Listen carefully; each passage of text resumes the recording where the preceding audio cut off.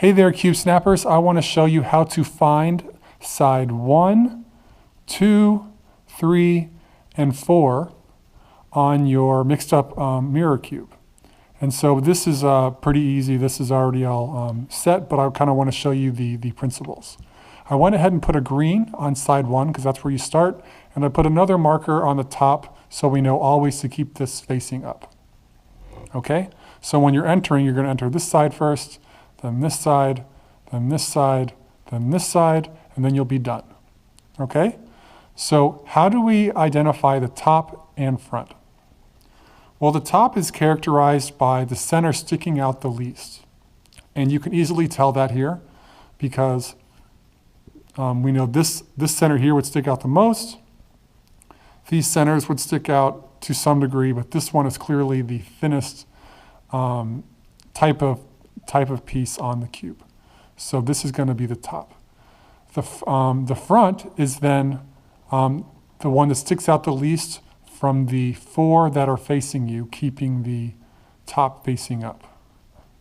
So this is all solved, so it's pretty easy to tell which one sticks out the least. Here, this one sticks out the most, second most, third most, and then this is the least. And so this would be the front. And so it's pretty easy to identify what's what when it's all solved. And so I want to show you how to do it when it's mixed up. All right, now we have a mirror cube that probably looks more like yours. It's all mixed up, confusing, probably giving you a headache, but we're going to start making sense of it. So the first thing we have to do so that you can use the app is we have to identify on this mixed up mirror cube, what's the top and then what's the front side. So how do we do that? Well, what I suggest you do is to find the center square that looks like it sticks out the most. Now I think I found it. I'm pretty sure it's this one here. And there are going to be some times when a cube will obviously match it, but it'll never go further. No matter what you do, it'll never go further. See, this will never go further. I can mix it up all day, and we never find one that goes further. So since this one sticks out the most, we know the opposite side will stick out the least. And so what I'm going to do is mark the top so that we can stay oriented. All right, so we mark the top, and we're going to keep the top facing up. All right, so now what we have to do is out of these 4 centers that are facing us, we need to identify which is sticking out the least. So I'll just take this one. I think this one's a reasonable candidate. And so what I want to do is I want to verify, I'll just go ahead and take this piece and I'll see that this one sticks out from this middle one quite a bit. And so if there's another piece where this sticks out even more, then that would be the one that sticks out the least. So I'm going to turn it.